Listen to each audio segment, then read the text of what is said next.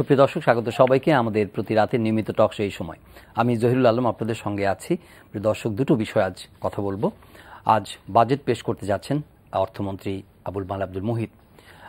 4,266 কোটি টাকার বাজেট তিনি পেশ করার পরিকল্পনা নিয়েছেন।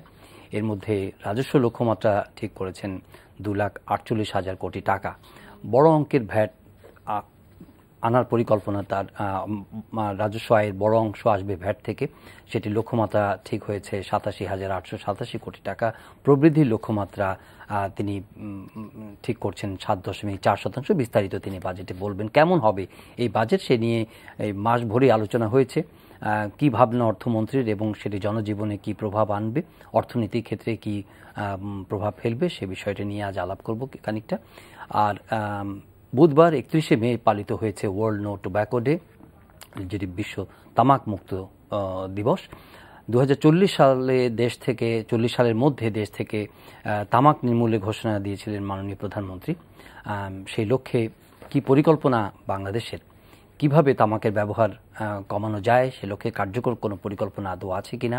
অনেকেই বলছেন যে তামাক নিয়ন্ত্রণের জন্য একটা কার্যকর হাতিয়ার হিসাবে কর বাড়ানো, যৌক্তিক হারে কর বাড়ানো একটি কার্যকর পন্থা, এর মাধ্যমে নিয়ন্ত্রণ করা সম্ভব। আর কি উপায় আছে, এই সব বিষয় নিয়ে আলাপ করবার জন্য স্টুডিওতে আমন্ত্রণ জানিয়েছে। শুরুতে পরিচিত হব, রয়েছেন অর্থনীতিবিদ এবং ভারপ্রাপ্ত গবেষণা পরিচালক Bangladesh Institute of Strategic Studies BISS doctor Mahfuz Kabir. স্বাগত আপনাকে। রয়েছেন doctor Sohel Reza Chowdhury, head of research and epidemiology, National Heart Foundation. Professor Sohel Reza Chowdhury, আপনাকে কোডের বিষয়বস্তু নিয়ে কিন্তু একটু রিলেটেড হবে, যেহেতু বলেছি যে তামাক নিয়ন্ত্রণের জন্য একটা কার্যকর হাতিয়ার হচ্ছে যে কার্যকর ট্যাক্স আরোপ করা। কিন্তু অর্থনীতিবিদ মাহফুজ কবির, আপনি দুটো বিষয়ে কাজ করছেন। বাজেট নিয়ে ভাবনা তো হয়েছে বিস্তর, বড় অঙ্কের বাজেট এবং এটা বাস্তবায়ন যোগ্যতা নিয়ে অনেকে প্রশ্ন করেন। কিন্তু বর্তমান যে প্রেক্ষাপট, আমরা যে ভিশন নিয়ে এগোচ্ছি, সেক্ষেত্রে এটা কতটা রেলেভেন্ট এখন যে বাজেটের পরিকল্পনাগুলো আসছে সরকারের কাছে? একটা বিষয় যেটা সবসময় হয়, আমাদের দেশের বাজেট যদিও বলা হয় যে মধ্যমেয়াদী যে বাজেট কাঠামো আছে এবং মধ্যমেয়াদী যে রাজস্ব প্রক্ষেপণ, সে দুটোকে মাথায় রেখে আর এর পাশাপাশি আমাদের মধ্যমেয়াদী সামষ্টিক অর্থনৈতিক যে কাঠামো, এই তিনটি মূল ডকুমেন্ট যেটার ভিত্তিতে আসলে মাননীয় অর্থমন্ত্রী বা এই পুরো অর্থ বিভাগ যে অর্থ মন্ত্রণালয়, তারা একটা বাজেটের প্রজেকশন করে থাকে এবং আমরা 3 বছর পর্যন্ত একটা প্রজেকশন পাই। এবং সেটা অনুযায়ী কিন্তু এখন বাজেট প্রণয়ন করা অনেকখানি সহজ, যেহেতু কাঠামোটা তৈরি করাই আছে এবং সেই অনুযায়ী আমাদের একটা প্রবৃদ্ধির লক্ষ্যমাত্রা আছে এবং আমাদের দেশ যেহেতু যে একটা উন্নয়নশীল দেশের কাতারে হয়তো সামনের দিকে যাবে আগামী কয়েক বছরে, তো সেটার জন্য আসলে পাবলিক এক্সপেন্ডিচারের একটা বড় রোল আছে এবং সেই জন্য বড় আকারের একটা বাজেট দরকার আছে আমাদের। এটা অস্বীকার করার কোনো উপায় নেই। এবং যেহেতু মাননীয় অর্থমন্ত্রী বলেছেন যে 7.4% এরকম প্রবৃদ্ধি লক্ষ্যমাত্রা আছে সামনে অর্থ বছরে, তো সেটা একটা বড় বিষয় আর কি, যে আমাদের বড় আকারের প্রবৃদ্ধি অর্জন করতে হবে এই মুহূর্তে এবং সামনে আমরা খুব অল্প সময়ের ভিতরে ডাবল ডিজিট গ্রোথে যাব। তো সেটার জন্য যে ব্যাপক প্রস্তুতি দরকার এবং সমগ্র অর্থনীতি জুড়ে একটা প্রস্তুতি দরকার, শুধুমাত্র কিন্তু কোনো একটা সেক্টরের জন্য না। তবে আমাদের শিক্ষা, স্বাস্থ্য এবং যে পরিবহন খাত এবং সব মিলিয়ে যে সামাজিক অর্থনৈতিক অবকাঠামোগুলোর জন্য ব্যাপক আকারের আমাদের বিনিয়োগ দরকার। বড় অঙ্কের একটা বাজেট বাস্তবায়নের জন্য রাজস্ব একটা, হ্যাঁ, এবং সেটার জন্য আসলে রাজস্ব কোত্থেকে আসবে এবং রাজস্বের জন্য কিন্তু একটা অ্যাগ্রেসিভ ওয়েতে কিন্তু সরকারের যে এখনকার যে পরিকল্পনা, সেই পরিকল্পনা আমরা দেখতে পাচ্ছি যে সেখানে বড় অঙ্কের একটা রাজস্ব অর্জন করতে হবে। আর এই মুহূর্তে আমাদের যে বৈদেশিক সাহায্যের অবস্থা, তাতে আসলে অভ্যন্তরীণ যে উৎস, সেই উৎসগুলো থেকেই কিন্তু আমাদের আসলে এই বাজেটের বাস্তবায়নটা করতে হবে এবং নতুন যে ভ্যাট আইনটা কার্যকর হতে যাচ্ছে এবং ভ্যাটের উপরে খুব জোর দেওয়া হচ্ছে যে, এবং আসলে যখন একটা দেশের যখন উন্নতি হয় তখন কিন্তু আসলে আমাদের ইনডিরেক্ট ট্যাক্স থেকে ডিরেক্ট ট্যাক্সের দিকে যাওয়ার একটা প্রবণতা তৈরি করা উচিত এবং সেজন্য প্রস্তুতি নেওয়া দরকার ছিল। সেই জিনিসটা আমরা খুব একটা লক্ষ্য করিনি। মানে এখনো পর্যন্ত সেই যে পরোক্ষ কর, সেই যে ভ্যাট, সেই ভ্যাট থেকেই আসলে আমাদের রাজস্বের বেশিরভাগ আসছে। তো সেটা কিন্তু খুব একটা ভালো লক্ষণ না। আমাদেরকে কিন্তু এরকম একটা প্রস্তুতি নিতে হবে যে আমরা যেন এই যে আয়কর, ব্যক্তিগত আয়কর এবং কর্পোরেট আয়কর, সেখান থেকে আমরা একটু ওই দিকটা থেকেই মেইনলি আমরা যেন রাজস্ব নিয়ে আসতে পারি এবং সেইখান থেকে আমাদের যে বাজেট, বড় অঙ্কের বাজেট হতেই পারে, কিন্তু সেটা আসলে কোত্থেকে আসবে সেটা কিন্তু আমাদের এখনই চিন্তা করতে হবে। তার কারণ আসলে ভ্যাট যেটা হয় যে এটা ইনডিসিমিনেটলি মোটামুটি এমনভাবে পড়ে যাতে করে কিন্তু একটা একটা একটা ইমব্যালেন্স তৈরি হওয়ার সম্ভাবনা থাকে, এবং যে শিল্পগুলোর সম্ভাবনা বেশি সেই শিল্পগুলোর থেকে কিন্তু সেই শিল্পগুলোর উপর একটা চাপ সৃষ্টি হতে পারে। তো এই বিষয়গুলো আসলে আমরা এখনো মাথায় রাখিনি, আমাদের প্রস্তুতির অভাব আছে, কিন্তু আমাদের আসলে বড় অঙ্কের রাজস্ব দরকার এবং সেটা অভ্যন্তরীণ উৎস থেকে। সেই কথা যদি মাথায় রাখি তাহলে কিন্তু আমাদের এই মুহূর্তে যে এত বড় একটা বাজেট সেটা কিন্তু আবার একই সঙ্গে অর্থনীতির উপর একটা চাপও সৃষ্টি করতে পারে। একটা বিষয় রিলেট করতে চাই, যেহেতু আপনি স্বাস্থ্য নিয়ে কথা বললেন, বিশেষ করে নো টোব্যাকো ডের পার্সপেক্টিভ নিয়ে কথা বলবেন। এই যে রাজস্বের কথার জন্য বিরাট অঙ্কের রাজস্ব, অনেকে বলে থাকেন যে যারা বেশি অঙ্কের রাজস্ব দিয়ে থাকেন মানে আহরণ করে, এর মধ্যে ধরেন তামাক কোম্পানিগুলোর কাছ থেকে একটা বড় অঙ্কের রাজস্ব তারা পায় এবং এটা খুব বড় করে বলা হয়। কিন্তু যখন আমরা ওয়ার্ল্ড নো টোব্যাকো ডে পালন করছি বাংলাদেশে, যখন আমরা বলছি যে বাংলাদেশ থেকে তামাক নির্মূল করে দেওয়া হবে বা নিয়ন্ত্রণ করা হবে, প্রধানমন্ত্রী যেখানে বলছেন, সেখানে এই ইন্ডাস্ট্রিকে কিভাবে মানে বাজেটে বা তামাক নিয়ন্ত্রণের বিষয়গুলো কিভাবে আসে? ধন্যবাদ আপনাকে। তামাক যে ক্ষতিকর সে ব্যাপারে তো কারো কোনো সন্দেহ নাই, এ ব্যাপারে আমরা সবাই একমত, এবং তামাকের ব্যবহার কমিয়ে আনতে হবে সে ব্যাপারেও আমরা একমত। এবং প্রধানমন্ত্রী সুনির্দিষ্ট একটি দিক নির্দেশনা আছে যে 2040 সনের মধ্যে তামাকের ব্যবহার কমিয়ে আনতে হবে, কারণ এটা অনেক ধরনের ক্ষতি করে, স্বাস্থ্যের ক্ষতি করে, আমাদের অর্থনীতির ক্ষতি করছে, আমাদের কৃষির উপরে ক্ষতি করছে, এবং আমাদের প্রবৃদ্ধির কথা যিনি বললেন, প্রবৃদ্ধিটা আসলে কার জন্য? এটা তো মানুষের জন্যই প্রবৃদ্ধি, আমাদের দেশের ভালোর জন্যই প্রবৃদ্ধি। এখন এই প্রবৃদ্ধি ধরে রাখার জন্য কর আনতে হবে, এবং যদি আমাদের মানুষের স্বাস্থ্যই যদি ভালো না থাকে, এই কর দিয়ে আমার কী হবে, এই প্রবৃদ্ধি আমার কী হবে, সেটা একটা প্রশ্ন। এখন এই যে তামাক কোম্পানিগুলো যে ব্যবসা করছে, এর পেছনে কিন্তু অনেক অকাল মৃত্যু আছে, হ্যাঁ, এবং যা কিনা আমাদের যে উন্নয়ন এর বাধাগ্রস্ত হচ্ছে। এবং এই জন্যই বলা হচ্ছে এবারে আমাদের যে, আপনি জানেন যে ওয়ার্ল্ড নো টোব্যাকো ডের প্রতিপাদ্য বিষয় যে তামাক উন্নয়নের অন্তরায়, উন্নয়নের পথে বাধা। এটা কি গ্লোবাল স্লোগান? এটা একটা গ্লোবাল স্লোগান, এটা আমাদের দেশের জন্য এটা একই জিনিসটা খাটে। কারণ আমরা যদি এসডিজি গুলো দেখি, আমরা যখন এসডিজি বাস্তবায়নে আমাদের সরকার প্রতিজ্ঞাবদ্ধ বা চুক্তি বলেছেন যে তারা অব্লিগেটেড, তারা এটা করবেন।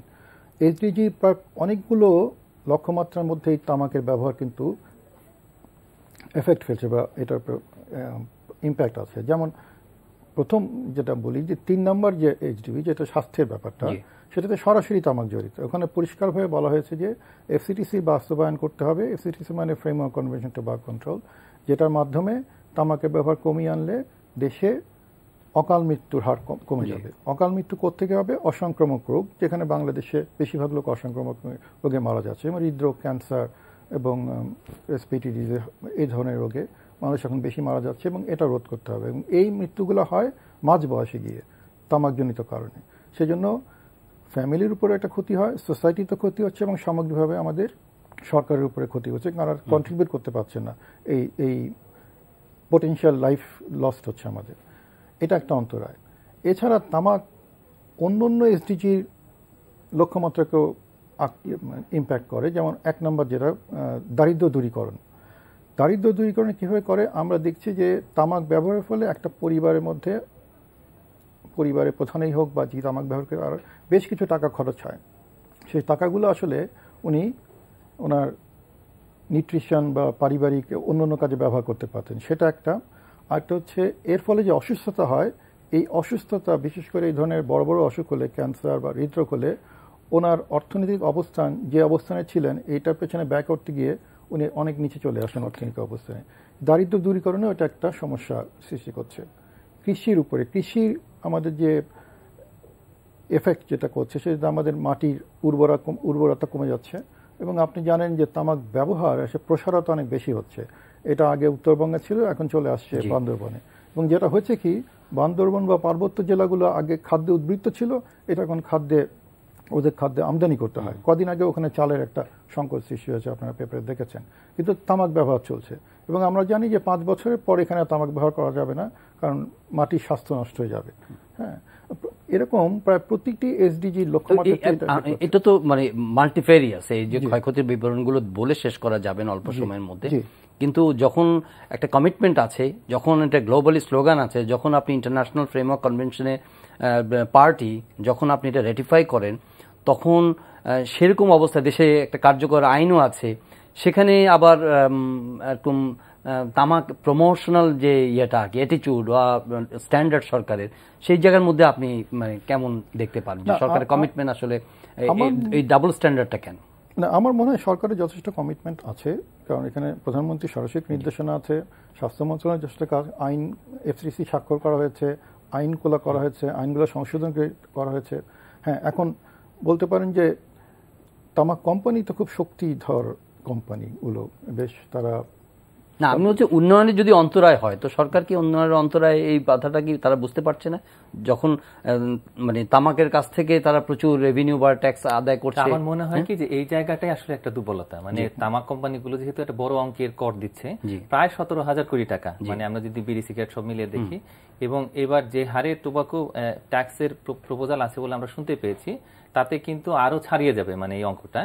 এবং এই কারণে কিন্তু সরকার একটুখানি স্কেয়ার থাকেন যে আসলে যদি ট্যাক্স বাড়ানো হয় বা অন্য কোনো ভাবে যদি এখানে কোনো রকমের প্রহিবিটিভ মেজার নেওয়া হয়, তাহলে সেক্ষেত্রে এখান থেকে যে ট্যাক্স, সেই ট্যাক্সটা কমে যাবে, যেতে পারে। যদি ট্যাক্স কমে, আপনি তো অর্থনীতিবিদ, যদি ট্যাক্স কমে তাহলে এটার অন্যভাবে কি সরকার ট্রান্সলেট করতে পারছে না বেনিফিটটা? এখন মানে জাতীয় স্বার্থে, জাতীয় অর্থনীতিকে সেটা অন্যভাবে লাভটা হচ্ছে না।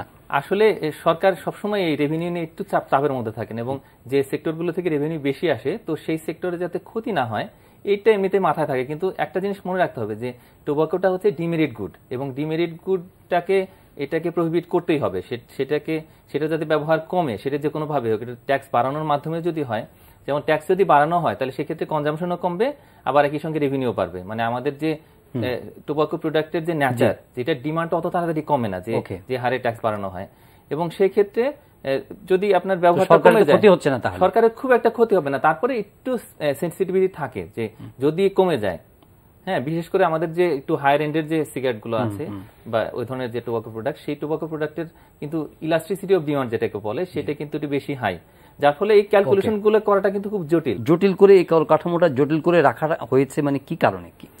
যেখানে আপনি বলেছেন যে যদি কর বাড়ানো হয় যৌক্তিক হারে কর, তাহলে সরকার লাভবানই হবে, জাতীয় স্বার্থ মানে জনগণের মানে স্বার্থ রক্ষিত হবে, সেখানে এই কর কাঠামো জটিল কেন? আসলে কর কাঠামো মানে কি, আমাদের এই মুহূর্তে আসলে তিনটা স্ল্যাব আছে, যদিও বলা হচ্ছে যে স্ল্যাব আরেকটা বাড়ানো হবে, মানে আমাদের শুধু সিগারেটের মধ্যে এতগুলো স্ল্যাব, আবার বিড়ির মধ্যে 2টো স্ল্যাব, এবং আমাদের যে স্মোকলেস টোবাকো আছে সেগুলোর মধ্যেও সেখান থেকে বিভিন্ন রকমের বিভিন্ন হারে হচ্ছে আমরা কর আদায় করছি। এবং এটার কারণে যেটা হচ্ছে যে আপনার যেটা একটু উপরের দিকের ব্র্যান্ড, সেই ব্র্যান্ডগুলোর আপনার যে ইলাস্টিসিটি অফ ডিমান্ড সেটা একটু বেশি, আবার ওইখানকার দাম বেশি হওয়ার কারণে ওটার যে প্রপোর্শনাল ট্যাক্স, সেই ট্যাক্সটাও বেশি, যার ফলে গভর্নমেন্ট একটুখানি ডাইকোটমির মধ্যে থাকেন যে আসলে যদি আমরা খুব জুডিশিয়াসলি ট্যাক্স না বাড়াই তাহলে সেক্ষেত্রে এমন হতে পারে যে এটা কাউন্টার প্রোডাক্টিভ হতে পারে, মানে আসলে ট্যাক্স রেভিনিউ বাড়ার বদলে কমে যেতে পারে। তো এই ভয়টা খুবই যৌক্তিক, এবং সেই জন্য কিন্তু খুব সাবধানে এটার মধ্যে ট্যাক্স বাড়াতে হবে, কোনো সন্দেহ নেই। এবং বিশেষ করে আমাদের যে নিচু যে স্তরের যে সিগারেটগুলো আছে সেগুলো আবার এই ইলাস্টিসিটি অফ ডিমান্ডটা কম, এবং আমি হিসাব নিকাশ করে দেখেছি যে আসলে কতগুলো প্রোডাক্ট আছে, বিশেষ করে একটা সিগারেটের নাম বলবো যেটা হচ্ছে ডার্বি, সেটার ক্ষেত্রে ইলাস্টিসিটি অফ ডিমান্ড হচ্ছে পজিটিভ, মানে আপনার দাম বাড়ালেও কিন্তু এটা ডিমান্ডটা বাড়তে থাকবে। এবং আলটিমেটলি কিছু কিছু প্রোডাক্ট আসছে এরকম যে সিগারেটের মধ্যে, তার কারণ সিগারেট থেকে কিন্তু সবচেয়ে বেশি রেভিনিউটা আসছে আর কি গভর্নমেন্টের। তো এই জায়গাতে আসলে সে কোনটার উপরে কত হারে ট্যাক্স ইম্পোজ করবে সেটা কিন্তু খুব জটিল একটা প্রক্রিয়া। ডক্টর সৈয়দ এই ডিলেমাটা কিভাবে আমি একটা জিনিস একটু পরিষ্কারভাবে বলতে চাই, মোরাল ইস্যুটা কোনটা? মোরাল ইস্যুটা হচ্ছে আমাদের তামাক ব্যবহার কমিয়ে আনতে হবে, এবং তামাক ব্যবহার কমানোর একটা অন্যতম প্রধান উপায় হচ্ছে এটার দাম, তামাকজাত পণ্যের দাম বৃদ্ধি করা। এটা পরিষ্কার। আমাদের দেশে অন্যান্য দেশের তুলনায় এবং আমাদের পার্শ্ববর্তী দেশের তুলনায় তামাকজাত দ্রব্য, যে কোনো সিগারেট বলেন, জর্দা বলেন, বিড়ি বলেন, সবগুলোর দাম খুবই কম। এবং এই দাম কম হওয়ার একটা কারণ হচ্ছে এটা ট্যাক্সটাও খুব কম। হ্যাঁ, ট্যাক্সটা কম মানে কি, আপনার জিনিস প্রোডাক্টের দাম যদি কম হয় এবং আপনি যদি পার্সেন্টে শতকরা হারে ট্যাক্স বসান তাহলে সেটা তো দাম বাড়ছে না। হ্যাঁ, এবং এমনভাবে কর বিন্যাসটা কর স্তর এবং বিন্যাস করা হয়েছে যে সরকার যদি দামটা বাড়িয়েও দেয়, যে আপনার আজকে সিগারেটের দাম যেটা 20 টাকা বিক্রি করছেন সেটা আপনি 25 টাকায় বিক্রি করবেন, তাহলে সেই যে 5 টাকা বাড়লো সেটা কিছুটা টাকা যাবে কিন্তু কোম্পানির খাতে, আর কিছু টাকা পাবে সরকার। আমরা চাই এটা চলবে না। কোম্পানিকে আস্তে আস্তে আমরা চাই তামাকের ব্যবসা থেকে তাদের গুটিয়ে ফেলতে হবে, এটা হচ্ছে আমাদের দাবি। এবং আমরা যে কোনো দেশে, সব দেশে সরকার এটা টার্গেট করছেন যে এই ধরনের যেটা বলেন ডিমেরিট গুড যেন না থাকে। আমরা অ্যালকোহলকে তো আমরা ট্যাক্স করে বন্ধ কমিয়ে রেখেছি না অ্যালকোহলকে, অন্য গাঁজা আফিম এগুলো তো আমরা বন্ধ করে রেখেছি। কারণ তামাকের মতো একটা অস্বাস্থ্যকর ব্যবসাকে, অস্বাস্থ্যকর জিনিসকে আমরা কেন চলতে দিতে থাকবো? এটা আমাদের 2040 সালের মধ্যে নির্মূল করতে হবে, 5% নিচে আনতে হবে। সেই জন্য ব্যবসা গুটিয়ে চলে যেতে হলেও সেটা আমাদের দরকার। সরকারের ট্যাক্স অন্য জায়গা থেকে হলো। কিন্তু আমি যেটা মানে কিউরিয়াস সেটা হলো যে এটা তো আমাদের ন্যাশনাল লেভেলে হাইয়েস্ট লেভেলের কমিটমেন্ট, আমাদের পলিসি আছে, তারপরেও শুধুমাত্র যে ইকোনমিক যে বেনিফিটরা যে রেভিনিউ ফল করে কিনা বা অভ্যন্তরীণ যে সম্পদ আহরণের ব্যাপারটা, সেটার কারণেই কি আমরা এই জিনিসটাতে মানে যৌক্তিক অবস্থান নিতে পারছি না? উনি বলতে পারবেন এটা, কিন্তু আমাদের কাছে যে ওনাদের মাধ্যমে আমরা যেটা জেনেছি যে বাংলাদেশে যদি আপনি ট্যাক্স বাড়ানো, হ্যাঁ, বা স্পেসিফিক ট্যাক্স আরোপ করেনও, তাহলে মধ্যমেয়াদে সরকারের ইনকাম অনেক বাড়বে, এখান থেকে অনেক ট্যাক্স আসবে, যেটা কিনা হয়তো লঙ্গার টার্ম এই দাম বৃদ্ধির কারণে নতুনদের তামাক ব্যবহার হার কমে যাবে, হয়তো লঙ্গার টার্ম এটা কমে যাবে, কিন্তু মধ্যমেয়াদে সরকারের কোনো ক্ষতি হবে না, বরঞ্চ রাজস্ব আহরণ এই খাত থেকে অনেক বাড়বে। এটা হচ্ছে সিম্পল ইস্যু আমার কাছে। আমি একজন কিন্তু এগুলো অনেক দাবি দাবা করার পরেও কিন্তু এই বিষয়গুলোর মধ্যে কোনো নাই, পরিবর্তন নাই। এটা আমার কাছে মনে হয় কি যে এটা একটা অর্থনৈতিক দিক ঠিক আছে, এর পাশাপাশি এই যে টোটাল ইন্ডাস্ট্রি তার যে স্ট্রেংথ সেটা কিন্তু আমাদের একটু মনে রাখতে হবে, এবং সেখানে আরো অনেক বিষয় আছে, যেমন পলিটিক্যাল ইস্যু আছে এখানে অনেক। আপনি যদি খোঁজ নেন তাহলে দেখতে পাবেন যে অনেক যারা হচ্ছে আইন প্রণেতা তারা নিজেরাই হচ্ছে আমাদের বিশেষ করে বিড়ি কোম্পানির মালিক। তো এখানে এই আপনার শ্রমিকের নিয়োগ, তো এই কর্মসংস্থান, এই বিষয়গুলো অনেক কিছু আসলে সরকারকে মাথায় রাখতে হবে। এবং আপনি যদি খেয়াল করেন দেখবেন যে মাননীয় অর্থমন্ত্রী কিন্তু বারবার ঘোষণা দিচ্ছেন যে বিড়িকে রাখবেন না, বিড়ির দিন শেষ, কিন্তু আসলে ওই জিনিসটাকে বাস্তবায়ন করা যাচ্ছে না। কিন্তু এখন আবার ডিসিশন হচ্ছে যে একদম যেটা হ্যান্ডমেড বিড়ি যেগুলো আছে সিগারেট, সেগুলোকে আবার সিগারেটের মধ্যে নিয়ে আসবেন, যে উপরের স্তরে উঠিয়ে সেখান থেকে একটু বেশি ট্যাক্স নেবেন। তো এরকম ভাবে সরকারকে নানানভাবে ব্যালেন্স করে চলতে হচ্ছে এবং একটু কম্প্রোমাইজ করতে হচ্ছে বেশ অনেকদিন ধরে। ডক্টর সৈয়দ রাজীব চৌধুরী, আপনি স্বাস্থ্য খাত নিয়ে এই বাজেটের ব্যাপারে যদি জেনারেলি বলেন যে আমরা তামাকের প্রসঙ্গ আলাপ করলাম, কিন্তু ওভারঅল বাজেটে স্বাস্থ্য খাতটা কতটা মনোযোগ পায় বাংলাদেশে? ডেফিনেটলি এটা একটা থার্ড সেক্টর, এটা একটা প্রায়োরিটি সেক্টর সবসময় থেকেছে, এখনকার এক্সপেকটেশন কি? আমরা যদি বরাদ্দর দিকে নজর দেই, স্বাস্থ্য খাতে বরাদ্দ কিন্তু আশানুরূপ না। আচ্ছা। এবং পার্শ্ববর্তী দেশগুলো বা যেটা স্ট্যান্ডার্ড যে পরিমাণ স্বাস্থ্য খাতে বরাদ্দ থাকা উচিত, শতকরা হিসাবে আমাদের বরাদ্দের হার অনেক কম। হ্যাঁ, এবং এ ব্যাপারে নজর দেওয়া দরকার। এরপরও আমি আরেকটা হচ্ছে যে যেই টাকাটাই আমরা পাই সরকার থেকে, সেই টাকাটা মূলত ব্যয় হয় এখন পর্যন্ত সংক্রামক রোগ এর চিকিৎসা বা স্থাপনা নির্মাণ এগুলোর ব্যাপারে। অসংক্রামক রোগের দিকে নজর দেওয়াটা এখন আমাদের হয়নি, কিন্তু এটা অনেক রাইজিং ট্রেন্ড, যেটা রাইজিং ট্রেন্ড এবং এটা মেইন এখন মূল কারণ হয়ে গেছে আমাদের। সেই খাতে বরাদ্দ যেটা আছে সেটাকেও যেন সঠিকভাবে যে খাতে প্রয়োজন সেখানে ব্যবহার করা। বিশেষ করে অসংক্রামক রোগ কিন্তু আপনি চিকিৎসা দিয়ে শুধু করতে পারবেন না, এটা প্রিভেনশনটা খুব ইম্পর্টেন্ট, খুব গুরুত্বপূর্ণ, যে প্রতিরোধ করাটা, এবং প্রতিরোধের একটা অন্যতম ব্যাপার হচ্ছে তামাক নিয়ন্ত্রণ করাটা। এই সমস্ত খাতে কিন্তু সরকারের তেমন নিজস্ব টাকা নেই। এ পর্যন্ত প্রিভেনশনের জন্য, তামাক নিয়ন্ত্রণের জন্য যে কাজ হচ্ছে দেশে, মূলত বিদেশি অনুদান আমরা কাজ করছি বা অনেকে কাজ করছেন। বাংলাদেশ সরকারের যে জাতীয় তামাক নিয়ন্ত্রণ সেল আছে, সেটাও এখনও সরকারের নিজস্ব রেভিনিউতে আসে নাই। তো আমাদের সরকারের কাছে ইচ্ছা যে এটাকে আরও সংহত করা, সুসংহত করা, এবং একটা প্রোগ্রাম নেওয়া। প্রোগ্রামটা সরকার থেকে ফান্ডেড হবে, যে বাজেটে আসে সেটা সরকার থেকে যেন টাকা থাকে তামাক নিয়ন্ত্রণের জন্য। এখন পর্যন্ত সেরকম কোনো আমরা প্রোগ্রাম দেখিনি। যে সংখ্যার হিসাব ছাড়াও ওভারঅল বাজেটের যে ফোকাস, মানুষের সমাজের নিরাপত্তা, উন্নয়ন, স্বাস্থ্য এবং শিক্ষা, মানব সম্পদ, আপনার দৃষ্টিতে আমরা গ্রেটার কি বলে যে গ্রোথের দিকে যাচ্ছি এবং আমরা সেভাবে আমাদের উন্নয়ন কর্মকাণ্ড চলছে, কিন্তু যেভাবে বাজেট ফোকাস করা হচ্ছে এই প্রায়োরিটি সেক্টরগুলোতে, সেটা আপনি কতটা কনভিন্স? আমার মনে হয় কি যে এই যে শিক্ষা এবং স্বাস্থ্য, এই দুটো জায়গাতেই কিন্তু আসলে এই যে টোবাকোর যে বিষয়টা সেটাকে নিয়ে আসা যায়। বিশেষ করে আমরা যদি চিন্তা করি যে আসলে এই যে টোবাকো ইউজ থেকে কতগুলো মানুষ মারা যাচ্ছে, কতগুলো মানুষ অসুস্থ হচ্ছে, তাহলে দেখতে পাবো যে আমাদের যে টোটাল হেলথ স্পেন্ডিং, তো এই স্পেন্ডিং এর বড় একটা অংশ কিন্তু মানে বিশেষ করে পাবলিক সেক্টরের সরকারের বাজেট থেকে যেটা যাচ্ছে তার একটা বড় অংশ খরচ হচ্ছে, কিন্তু আমরা মাত্র 1% কিন্তু এই যে হেলথ ডেভেলপমেন্ট সার্চার্জ যেটা পাচ্ছি, তো সেটা কিন্তু খুবই অপ্রতুল। তো আমার মনে হয় এই জায়গাতে চিন্তা করার সুযোগ আছে, এটা একটা বিষয়। আর একটা বিষয় হচ্ছে যে আমাদের যে এডুকেশন যে টেক্সট বুকগুলো আছে সেই টেক্সট বুকে কিন্তু আমরা ঠিক ওইভাবে আমাদের এই যে টোবাকো বিষয়ে কিন্তু আমরা এরকম সচেতনতামূলক কিন্তু টেক্সটগুলোকে নিয়ে আসছি না, যার ফলে এটার যে ব্যাপক যে একটা নেতিবাচক প্রতিক্রিয়া সেই বিষয়গুলোকে আমরা কিন্তু প্রতিরোধ করার সুযোগটা কিন্তু হারাচ্ছি।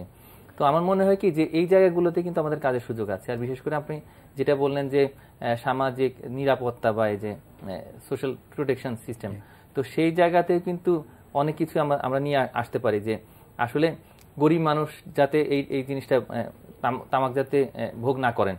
হ্যাঁ, তো এইরকম কিছু জীবন মানের উন্নতি আনা যায় যদি এখানে একটা নিয়ন্ত্রণ আরোপ করা যায়, একটা নিয়ন্ত্রণ আরোপ যদি করা হয় তাহলে আমার মনে হয় যে এই জায়গাতে কাজের সুযোগ আছে এবং সামাজিক খাতগুলোতেই মূলত আসলে এই কাজের সুযোগ, বিশেষ করে যেরকম অ্যাওয়ারনেস প্রোগ্রাম বা অন্য কোনো জায়গাতে ক্যাপাসিটি ডেভেলপমেন্ট সেই জায়গাতে আমার মনে হয় যে বাজেট রাখা যায়।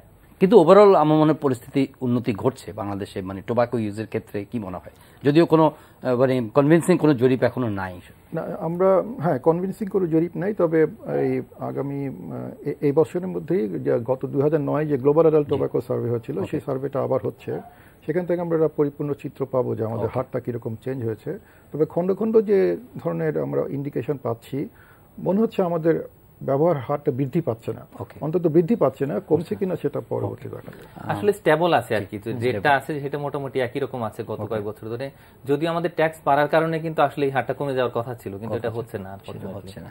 ধন্যবাদ আজকে স্টুডিওতে আসার জন্য প্রফেসর সোহেল রেজা চৌধুরী, ডক্টর মাহফুজ কবির স্টুডিওতে কষ্ট করে আসার জন্য। প্রিয় দর্শক, আজকের অনুষ্ঠান এখানে শেষ করছি, দেখা হবে আবারও পরের অনুষ্ঠানে।